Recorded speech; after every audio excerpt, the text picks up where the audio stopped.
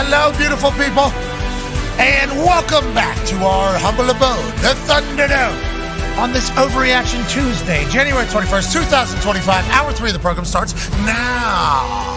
Football! It's wonderful. We're lucky to talk about it every single day, especially the day after the national championship. That's A.J. Hawk, a representative of the Ohio State every single day.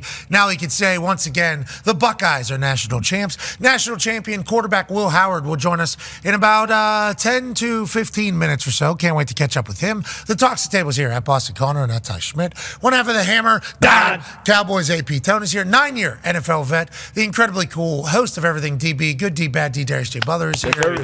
And ladies and gentlemen, since we weren't able to do it yesterday because the national championship was taking place, we didn't feel like it was right. We might as well let the football weekend end, and then we'll put out a bird call to all football fans around the globe. Why don't you go ahead and utilize a tweet to air all your grievances. Let your thoughts out. Maybe celebrate. Maybe be bummed out. There's been hirings, obviously, around the NFL. There's been games won in the NFL. There's been organizations that have seemingly dug themselves deeper into a hole, and there's been other teams that have maybe catapulted themselves into relevancy. Mm-hmm.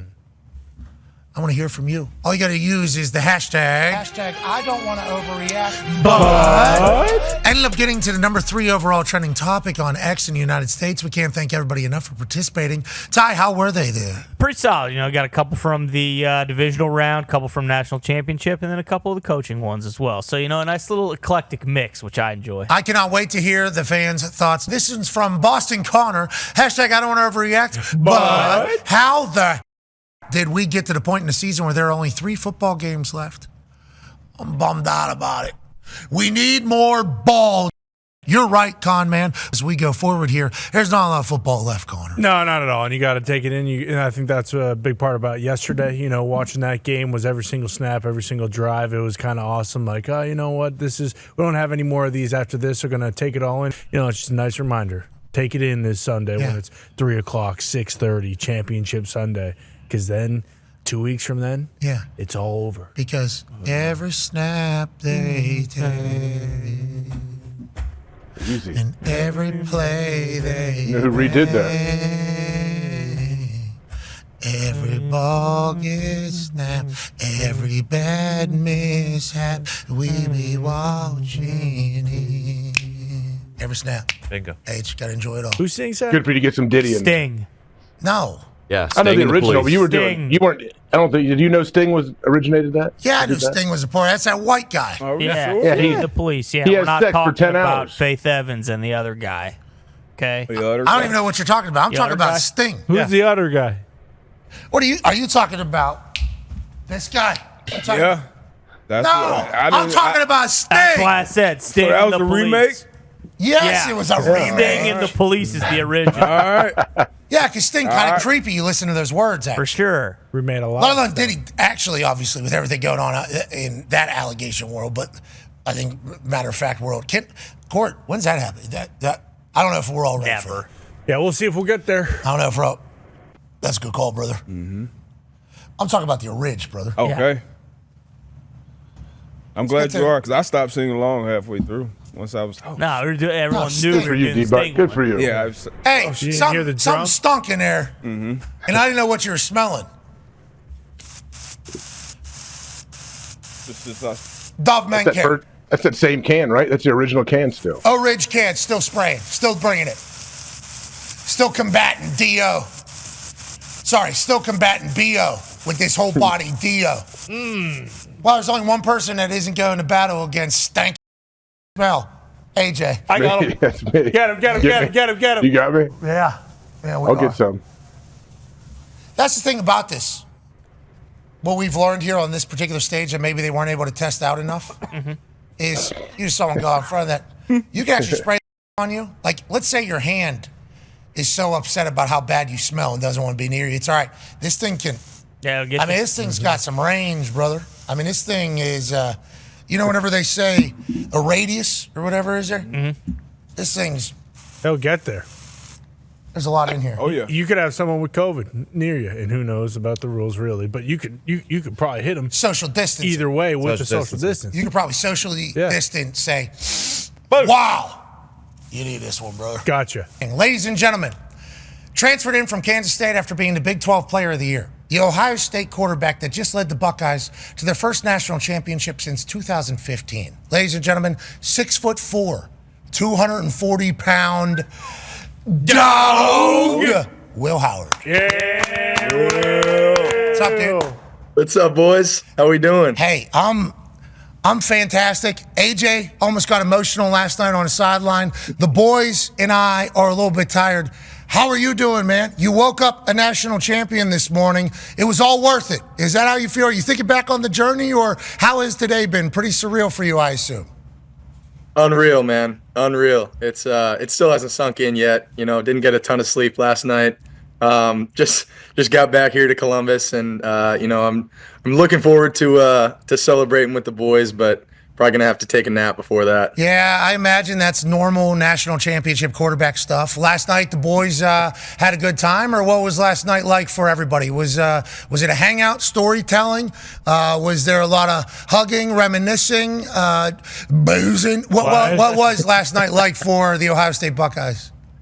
Oh man, it was a lot of everything, man. A lot of good fellowship. You know, getting together. Maybe a couple of adult beverages included in there. Yeah. You know, and you know, we had a great time, but you know, it was already so late, so we kind of just hung out at the hotel and just kicked it, and then hopefully, you know, we'll see what happens here in Columbus the next couple days here. That's a magical moment that you guys earned, man. You earned it, and I don't want to look too far back, but it's a massive piece of the story of this Buckeyes team. After the Michigan game, the flag planting thing, and then the players-only meeting with Ryan Day, airing of grievances, and then since this playoff thing has started, your team has been like the epitome of what everybody loves about college football. Seemingly behind each other, very free, supportive, and playing your absolute best. Did it feel like that in the moment? Did you feel more free during the playoffs, you think? Why do you think your team played so great in the biggest moments for the last four?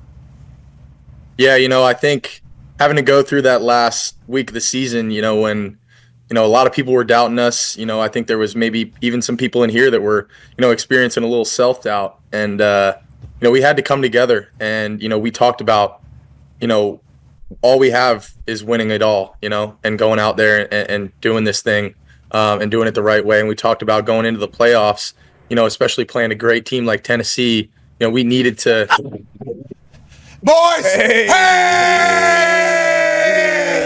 What up, lads? What up, lads? Good to see you guys. Congratulations. Congratulations, boys. Congratulations. You blew out the speaker. We couldn't hear shit that you said. Get out of here. Get out of here. Yeah. Couldn't hear anything they said. They blew out the speaker. But once again, the lads are together. It was good to see them. Please tell them we said congratulations. Well, before the game, there was some conversation leading up to it about you and Riley being in that group text together from the QB camp. I was wondering, what kind of memes were they sending in to that text group with you two? And also, was there any conversation after the game with you and Riley? Did you get to talk to him? And what's that relationship like? Yeah, man, Riley is a guy that I have the utmost respect for, and really, really, you know, just truly think that he's an unbelievable guy. And, you know, the way that he portrays his faith too, like, you know, when I really first got to talk to him at the Manning camp, like, you know, we didn't even really talk about ball at all. Like, we kind of just shot the bull and talked about, you know, life. And I just, you know, I really felt like we were kind of similar people, and I kind of, you know, understood him, and we had been on similar journeys, I felt like, you know, so it was cool to feel like we, you know, kind of finished it in a right way, you know, where we were kind of both, you know, in the forefront. And no, I was just, you know, blessed to be able to, you know, share the field with another guy who's you know, just a God-fearing man and just a great dude. I hope you have a blast celebrating it all, and congratulations on being a national champion, brother. Thank you guys, man. Appreciate y'all having me on. I've been a big fan for a while, so this is pretty cool. Little Babyface Assassin coming on the program. Do you think it is because you look like you're 12? Do you think that's why people think maybe not in the NFL because that's an adult, that's a grown men's league, and you look like you're 13 years old? Do you think that could be, man. I've been getting called that like the last 2 weeks a lot more, and I didn't even know where it came from. And then I saw the clip of you calling me that, and I was like, oh, that's pretty funny. Okay, you like it. All right, sweet. Good news. Ladies and gentlemen, we think first-round draft pick. Yep. We know national champion, quarterback for the Ohio State Buckeyes, Will Howard. Thank you, buddy. Yeah. Joining us now, ladies and gentlemen, might have been the tail end of the police escort for the national champion Ohio State Buckeye football team whenever they got back into Columbus. He saved football in the Big Ten a few years back. Ladies and gentlemen, congrats on another national championship, too. The General, Bob Carpenter. Yeah. General, congrats on a national championship, brother. How are you doing? Oh, I'm doing great. I mean, I got about 40 minutes of sleep. I did my morning show at 6. I think I went to bed at about 4:15. So I woke up at about 5:30. It was a rough day. And then as I'm pulling in, driving out, my wife's picking me up, and I'm like, holy smokes, there's the motorcade leading everybody around. My wife was like trying to slide into it. I go, they're going to run your ass off the road, dear. Like, we better give them some distance here, okay? These police are in mean business. So you were waiting on the side of the road for the motorcade to come so you could report that it was happening, or it just so happened? Coach, my wife picked me up at the airport. We're pulling out of the main terminal. They come like back off the tarmac right there as we're pulling out. I mean, they were right there in front of us. And we live right down the street from campus. So I go, of course, they're going there. They're going to have everybody lined up. And so, I mean, these cops, watching motorcades is amazing because people try to like slide through, and these dudes are swerving over at them. Like, they'll put you in the wall, man. They don't care. Yeah, they will. They will, at least with their eyes in their fingers, will try to scare you into driving into a wall. Police escorts are a fantastic thing, especially whenever it's a celebration like it is here, certainly here for the Buckeyes. You said you're running on about 40 minutes of sleep. We just talked to Will Howard. He said in the lobby they were hanging out last night, obviously enjoying this all. How'd you enjoy it all? And at what point did you know this was possible with this Ohio State Buckeye team, Bobby? So, you know, I hung out. It took me forever after the game, hanging out, getting interviews, doing, you know, everything, getting out of there. Got back to the hotel about 1:45. You know, I thought this team always had the talent. Obviously, after that Michigan game, you saw that shift. After the first Oregon game, that defense started to shift.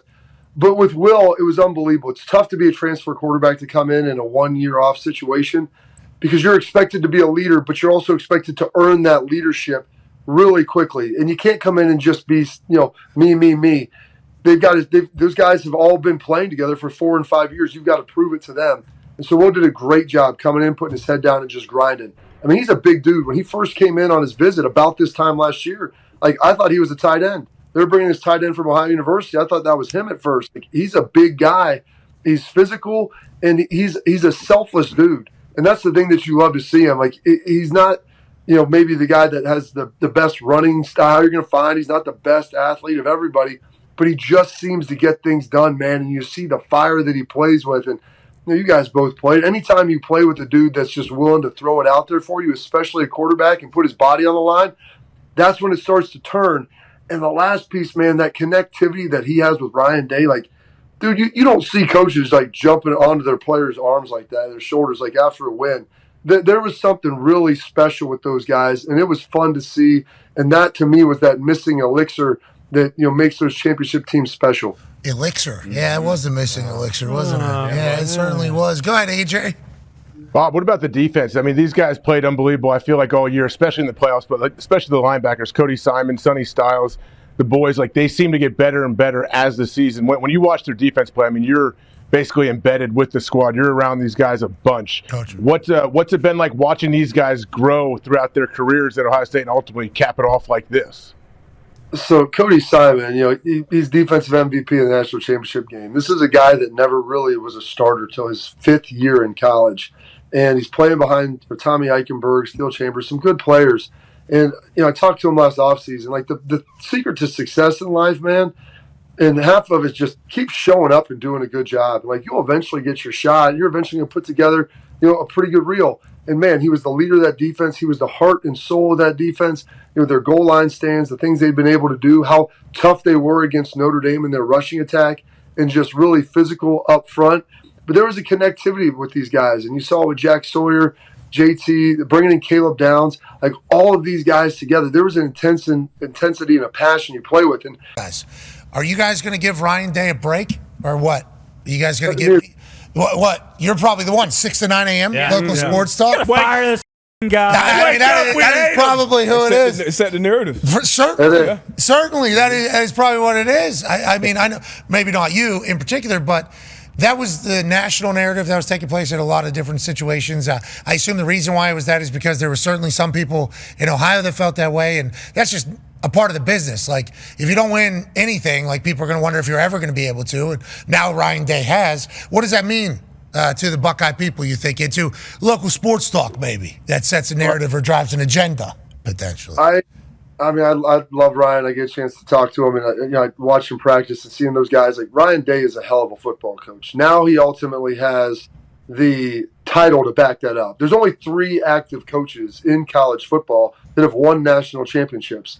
And with him and Kirby Smart and Dabo Swinney, like, that's it. That's the list. That's all they have.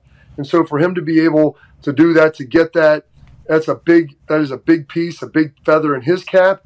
There are people out there that said, hey, even if they win this national championship, he still should be fired, because of this. What? This is what we're talking about. There was like, hey, is this national championship? I was asked this morning, I'm doing a hit on XM, and like, it was an unfinished, or they had like an asterisk by it because you didn't win the Big Ten, didn't beat Michigan. I'm like, listen, man, those people can go back and live on Misery Island. They're the ones that are always going to complain about something. They were the best in the country. They beat 5 top 5 teams, man. Their offensive line, I was like putting this little diagram together. They played 9 different guys on the offensive line this year, and they went up against some of the best D lines and were able to run the ball and protect well. Like, they did one hell of a job. Gosh, I cannot give enough flowers to Ryan Day, and then also Justin Fry, the O-line coach that everybody was shitting on as well. Like, those guys are damn good football coaches. And I told Ryan, if you weren't the guy, I'd tell you I didn't think you were good. I've been around good coaches. Pat, you've been around good coaches. AJ, you've been. But all you guys, you've seen good, you've seen bad. And I go, man, I'm not always going to just play the results all the time. Like, sometimes it just doesn't work out and it's not your day. But, man, when you have a good one, you got to keep them. Yeah. Listen, you want to talk about Ryan Day in the hot seat. Nothing cools off a hot seat, folks, like a Gatorade bath. I promise you that. Well said. Boom. I'll tell you what, General. Wow. Quote it. Put on the ticker. Put it down there. You're 100% right. God, that was amazing. You're the man. Ladies and gentlemen, the General, Bobby Carpenter. Yeah, General. What a line. Nothing cools off a hot seat like a Gatorade bath. Bar. Yeah.